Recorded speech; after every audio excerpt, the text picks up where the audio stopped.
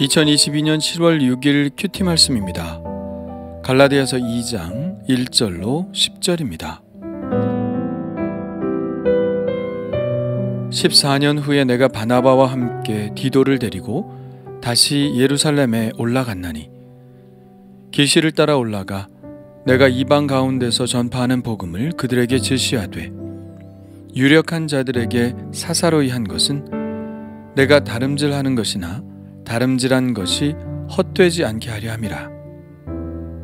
그러나 나와 함께 있는 헬라인 디도까지도 억지로 할례를 받게 하지 아니하였으니 이는 가만히 들어온 거짓 형제들 때문이라. 그들이 가만히 들어온 것은 그리스도 예수 안에서 우리가 가진 자유를 엿보고 우리를 종으로 삼고자 함이로되 그들에게 우리가 한시도 복종하지 아니하였으니 이는 복음의 진리가 항상 너희 가운데 있게 하려 함이라. 유력하다는 이들 중에 본래 어떤 이들이든지 내게 상관이 없으며 하나님은 사람을 외모로 취하지 아니하시나니 저 유력한 이들은 내게 의무를 더하여 준 것이 없고 도리어 그들은 내가 무할례자에게 복음 전함을 맡은 것이 베드로가 할례자에게 맡음과 같은 것을 보았고 베드로에게 역사하사 그를 할례자의 사도로 삼으시니가 또한 내게 역사하사 나를 이방인의 사도로 삼으셨느니라. 또 기둥같이 여기는 야고보와 게바와 요한도 내게 주신 은혜를 알므로 나와 바나바에게 친교의 악수를 하였으니 우리는 이방인에게로 그들은 할례자에게로 가게 하려 함이라. 다만 우리에게 가난한 자들을 기억하도록 부탁하였으니 이것은 나도 본래부터 힘써 행하여 왔노라. 아멘. 바울은 지금 유대인 그리스도인 율법주의자들의 주장을 반박하고 있습니다. 그들은 만일 이방인들이 하나님의 백성에 속하고자 한다면 유대인들처럼 할례라는 언약 표시를 가져야 하며 모세의 율법을 준수해야 한다고 주장했습니다. 그들은 그리스도인이라는 새로운 하나님의 백성에 대한 하나님의 계획을 알지 못했고 예수 그리스도를 통하여 이방인들이 이스라엘의 언약 안으로 들어와야 한다고 생각했죠. 그래서 이방인들도 유대인들과 똑같은 의무를 가져야 한다고 생각했던 것입니다. 그러나 이것은 이방인들에게 매우 무거운 짐을 지우는 것을 넘어서서 복음의 본질을 훼손하는 것이었습니다. 4절의 말씀처럼 우리가 가진 자유를 엿보고 우리를 종으로 삼고자 하는 것이었죠. 예수님께서 우리의 죄를 사하시려고 십자가를 지시고 우리들을 율법의 멍에로부터 해방시키셨는데 그들의 주장은 다시 우리를 율법의 그 수고하고 무거운 짐 아래로 끌고 들어가려는 것에 지나지 않는 것이었습니다. 그래서 바울은 그들의 주장과 맞서야 했죠.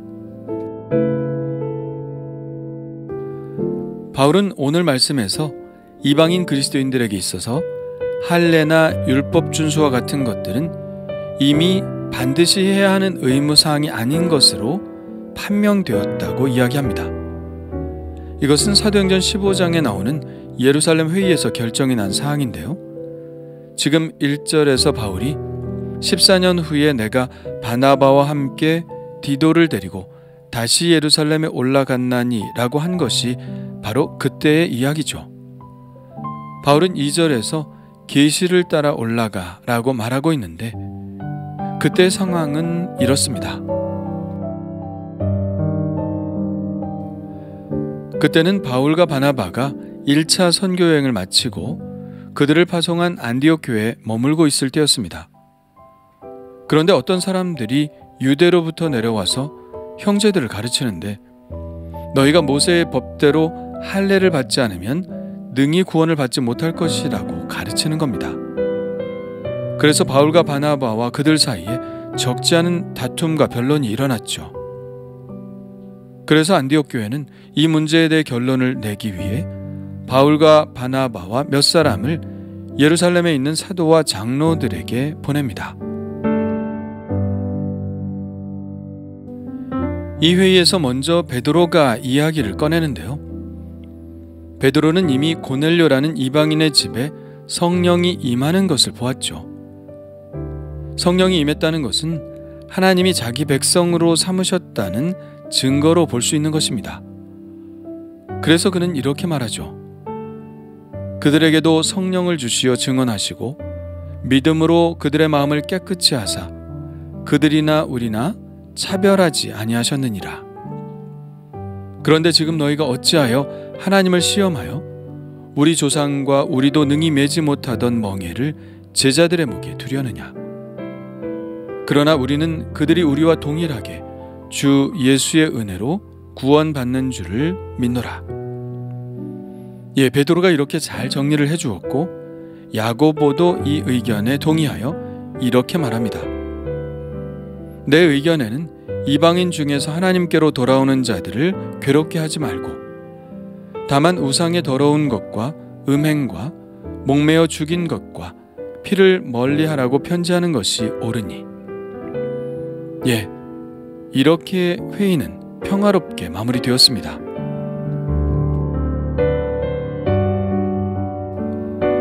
그래서 오늘 말씀 6절에 저 유력한 이들은 내게 의무를 더하여 준 것이 없고 라고 말하고 있고 9절에 또 기둥같이 여기는 야고보와 게바와 요한도 내게 주신 은혜를 알므로 나와 바나바에게 친교의 악수를 하였으니 우리는 이방인에게로 그들은 할례자에게로 가게 하려 함이라 라고 말하고 있는 것이죠.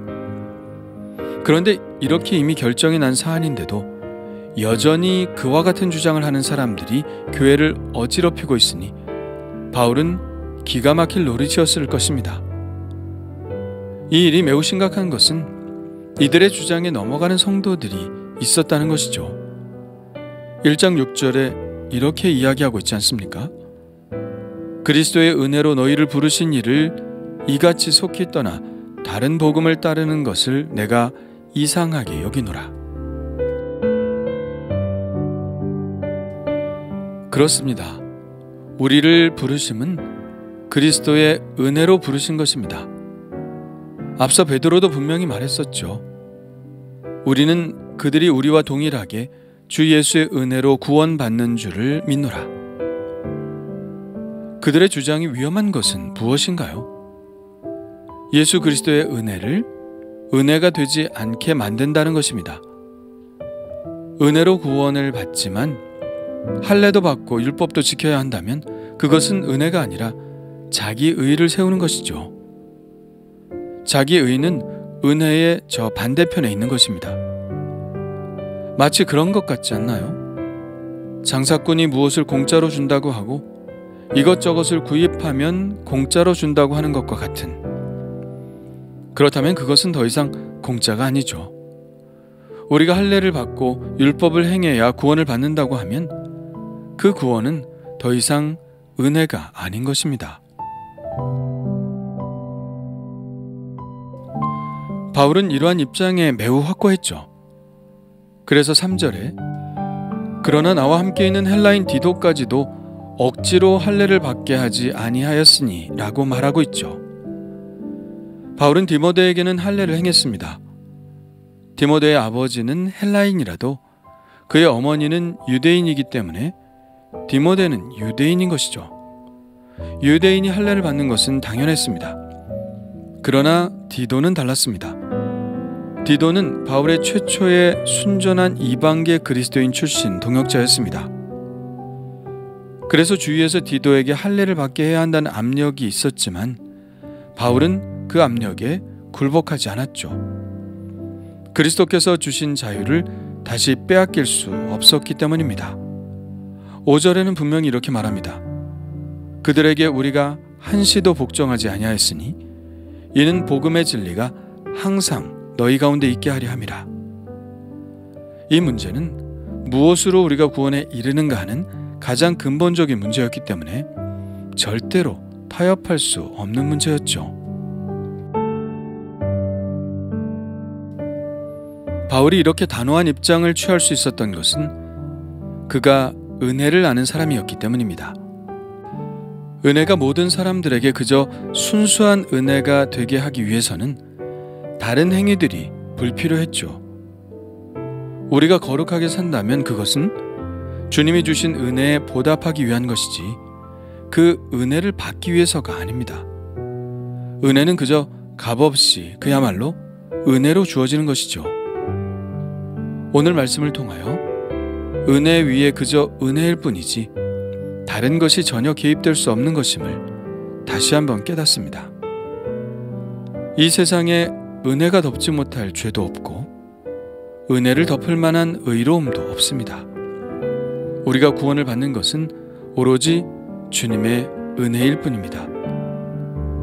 나를 구원하셨을 뿐만 아니라 오늘도 변함없이 이 은혜를 베풀어 주시는 주님과 함께 하루를 온전히 동행하기 원합니다.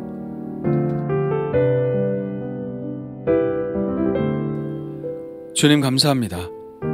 바울처럼 주님의 은혜를 더 깊이 깨닫기 원합니다. 그러나 지금도 여전히 자기 의에 사로잡힐 때가 많습니다.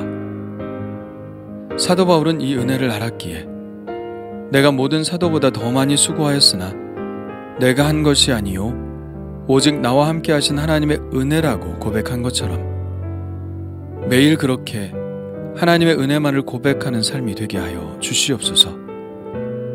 예수님의 이름으로 기도합니다.